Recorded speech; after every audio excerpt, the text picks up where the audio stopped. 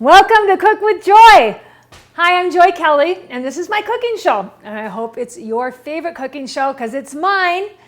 Today we're going to make something super fun. One of the things that I love is French fries and burgers. And you probably love them too, but you probably don't eat them anymore. And maybe you get those packaged kinds at the store that kind of look like hockey pucks.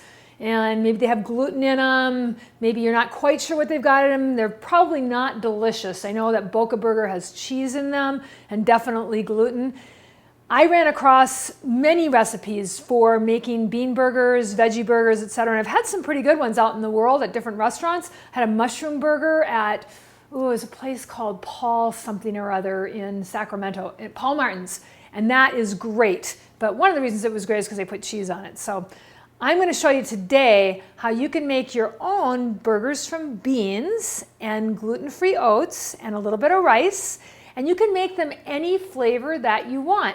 And then we're also going to make some guilt-free French fries. They're going to be baked, but you're going to love them, and it's a great thing to do with those leftover baked potatoes. Let's get started. First thing we're going to do is we're going to open up a can of beans. Now, the recipe that I'm kind of following calls for a 15-ounce can of beans, but I'm going to make a double dose, partly because I could not get 15-ounce cans of beans that didn't have just a bucket load of sodium. So remember when we talked about sodium, that we want the calories that are in it to be more than the amount of sodium. So this one has 15 milligrams to 100 calories, and that's awesome. They didn't add any salt to this at all. And this is an Eden Organics brand. There are a couple others out there that have it too, but I noticed some brands like Westbury, which is not cheap, had 135 milligrams for the same type of beans. So I got this one instead. Now you could make these beans from scratch and it would be even less expensive because I'm going to make today, we're probably going to make enough for, gosh, at least a dozen burgers. And we're going to make it for, God, I don't know, with everything involved, maybe $6. It's pretty crazy.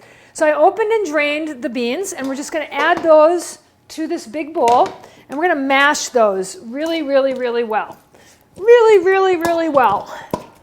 Looks like a workout. It is a workout. It's a good thing that I'm doing this too, because otherwise I'm not going to get to work out today. We're going to get them super, super mashed, because you don't want to have like a whole bean in the burger, because they're not going to hang together very well that way.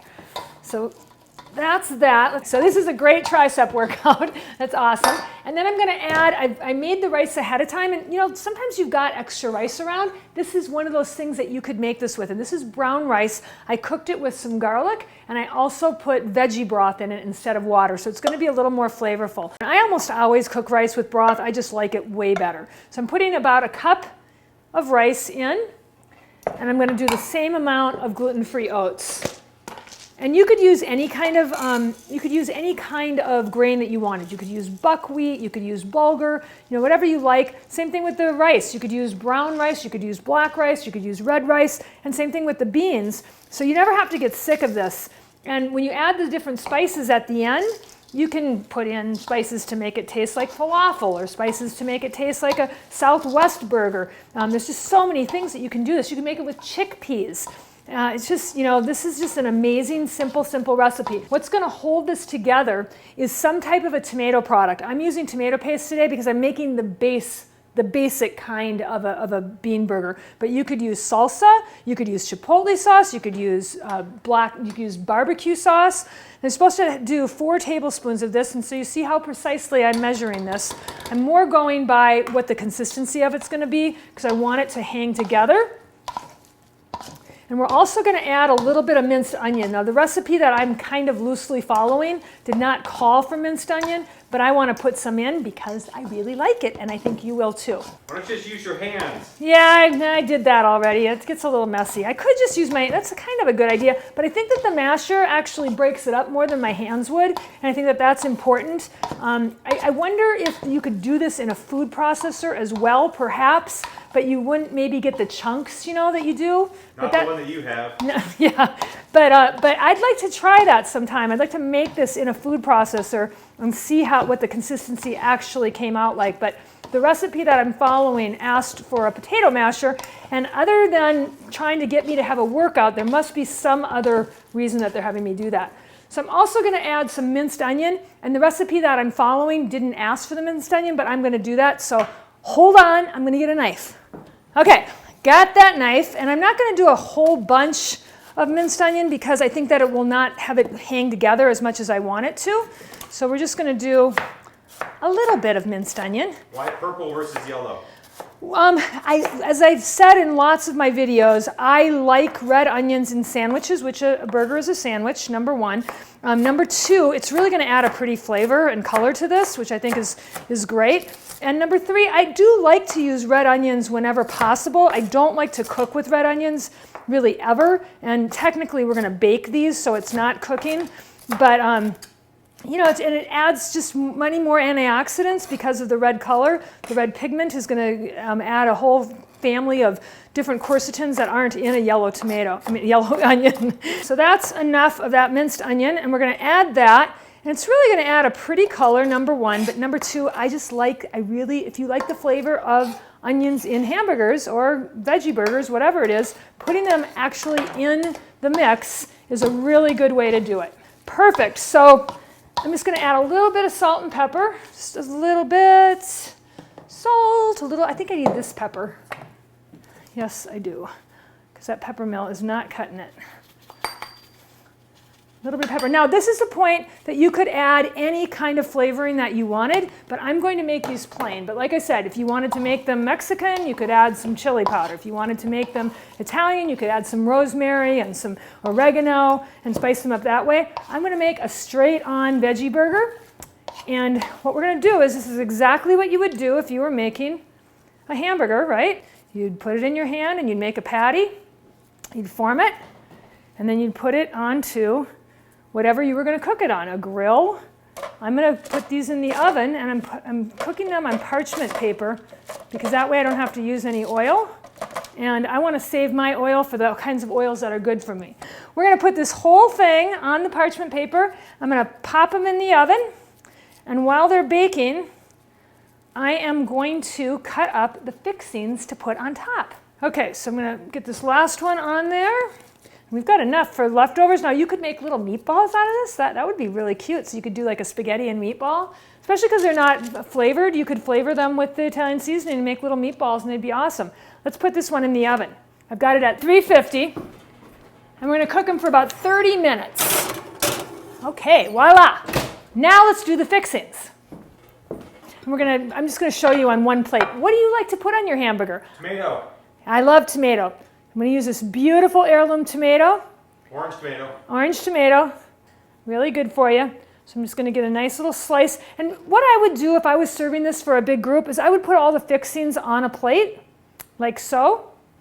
I would cut up some avocado. I would cut up some red onion, because I really like that. And let's get some romaine too, because romaine is really crispy and delicious. I just happen to have some. I like to use the whole thing. So we're just going to take off the little end, and I'm going to arrange the tomato, the onion, the avocado, and then I would put the other condiments. Maybe we could use some Vegenaise on it, maybe some ketchup, some Dijon mustard, and of course, you need pickles, right? So let's get a couple of these bad boys out. This is going to be awesome.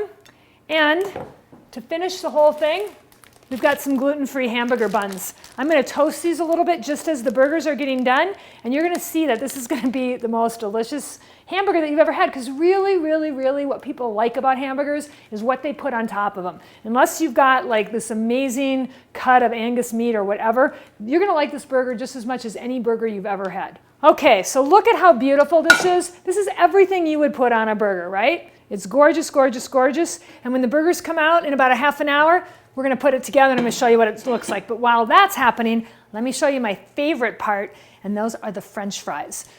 So I've already cooked some russet potatoes, and I, scored them a little bit so that they wouldn't, they wouldn't explode in the oven. That would be terrible. That would be something I would do. And now we're going to cut them relatively thickly, and I may have scored them a little bit too deeply. But that's the beauty of Cook with Joy. You never know what's going to happen. We're going to cut those in little planks, and then we're going to lay them on another parchment sheet. And here's the secret part. This is the secret part that makes them work, that makes them beautiful, that you're going to love. We're going to use granulated onion. And this is going to get caramelized on top. We're going to stick it under the broiler at the last, right before we're going to eat them. And they're going to get brown and crunchy on top. So they're going to taste like really crunchy French fries. Here's another little secret.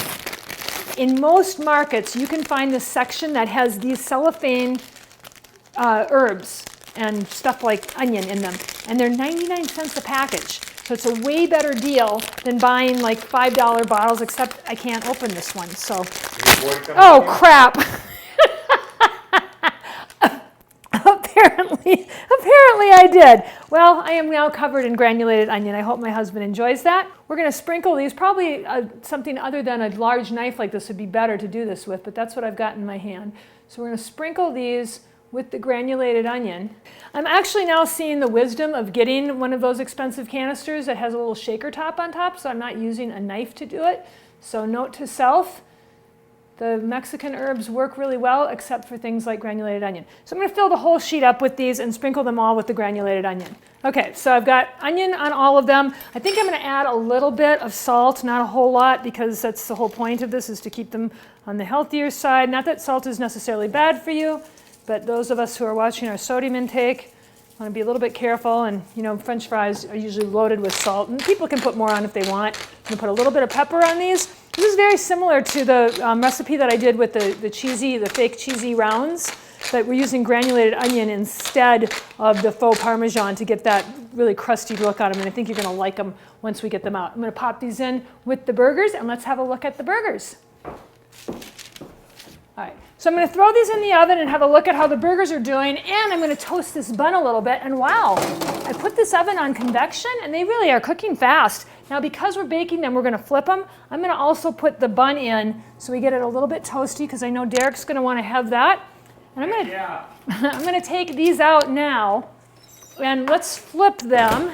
If only I had a spatula. Here we go.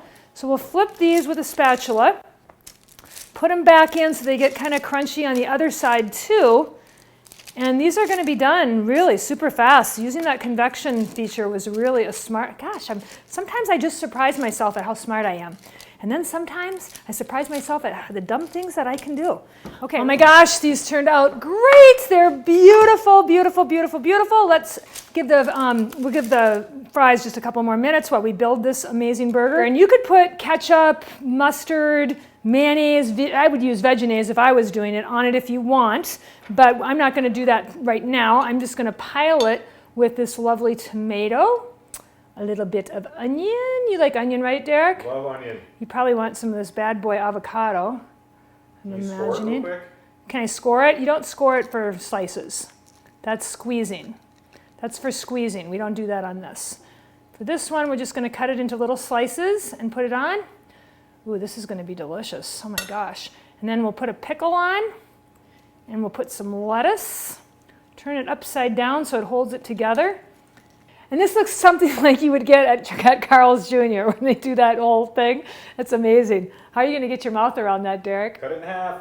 Okay, well, let's go check on the fries, and we'll have the whole thing put together. All right, so the fries could do a little bit better. They might have taken a few more minutes in the oven to get them a little bit browner. You can see the nice golden color that they're getting on top, and that's from the granulated onion. So we're going to place those neatly on the plate as well. And Derek's going to have a lovely meal of a burger and French fries. So you can see you can have comfort food. You can have burgers and fries, be healthful, have it actually be good for you. Everything that's in this meal is actually good for you. It's not like it's a substitution for something that's bad for you. It's actually good for you. Beans, high in folate, lots of fiber. I mean, this is an awesome slam dunk meal. Derek, I hope you appreciate it and love it. And folks at home, I hope you enjoy making it. I'd love to hear what rendition you made, which variation you did. And I hope you share that with me. And I hope you tune in next week for our next episode of Cook with Joy!